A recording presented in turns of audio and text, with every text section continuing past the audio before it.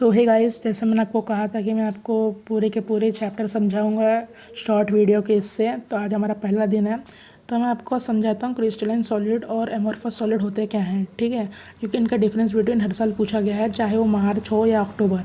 ठीक है, तो ये 3 से 5 मार्क का सॉलिड स्टेट हमेशा आया ही है और इसका मोस्ट कॉमन क्वेश्चन है इसका डिफरेंस बिटवीन। तो लेट्स स्टार्ट। पहले मैं आपको इसका बेसिक आइडिया देता हूँ कि सॉलिड्स होते क्या हैं। सॉलिड हर वो चीज़ है जो कि हार्ड हो, रिजिड हो, जिसका फिक्स्ड कॉम्पोजिशन हो, मास, वॉल्यूम, शेप हो, डेफिनेट शेप हो और उनका बीच का इंटरमोलिकुलर फोर्स ऑफ अट्रैक्शन बहुत स्ट्रांग हो। ठीक है, और ये हो सॉलिड होते हैं। और सॉलिड 2 टाइप्स के होते हैं। ठीक है, पहला होता है क्रिस्टलाइन सॉलिड, दूसरा होता है अमॉर्फस। पहले हम क्रिस्टलाइन पढ़ेंगे, फिर हम अमॉर्फस की तरफ बढ़ेंगे। ठीक है, क्रिस्टलाइन सॉलिड होते क्या हैं। क्रिस्टलाइन सॉलिड वो सॉलिड है जिनके अंदर रेगुलरिटी होती है, शार्प मेल्टिंग पॉइंट होती है। मतलब शार्प मेल्टिंग पॉइंट का मतलब होता है कि जैसे एक फिक्स्ड वैल्यू पे ही मेल्ट होना स्टार्ट होते हैं, ना उससे कम ना उससे ज़्यादा। फॉर एग्जांपल 25 डिग्री सेल्सियस है, तो अगर जब तक ये 25 डिग्री सेल्सियस हम उसको उस टेम्परेचर पे नहीं लाएंगे तब तक वो मेल्ट होना स्टार्ट ही नहीं होंगे। ठीक है, पर अमॉर्फस में ऐसा नहीं होता। अमॉर्फस में कैसा रेंज आ जाती है, जैसे कि फॉर एग्जांपल 15 डिग्री सेल्सियस से 20 डिग्री सेल्सियस है।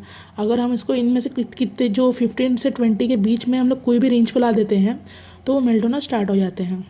ठीक है, ये नेचर में क्रिस्टलाइन सॉलिड एनआइसोट्रॉपिक होते हैं। ठीक है गाइस, एनआइसोट्रॉपिक मतलब जो कि उनकी प्रॉपर्टी जैसे रिफ्रैक्टिव इंडेक्स, इलेक्ट्रिकल कंडक्टिविटी, वो डिफरेंट डायरेक्शन में डिफरेंट प्रॉपर्टी शो करते हैं।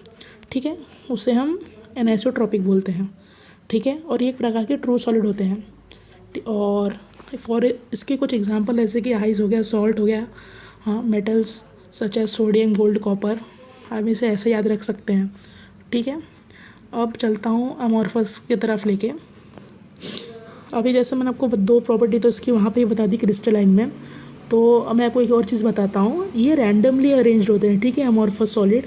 ठीक है, और वो जो क्रिस्टलाइन सॉलिड होते हैं वो रेगुलरिटी रहती है।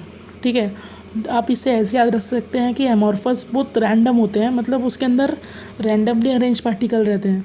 हाँ, और उसमें और क्रिस्टलाइन में रेगुलरिटी होती है, जैसे इसमें 1 2 3 4 ऐसा करके पूरा एक नंबर लाइन समान एक कंटिन्यूस पैटर्न होता है क्रिस्टलाइन में, पर एमॉर्फस में वो नहीं होता।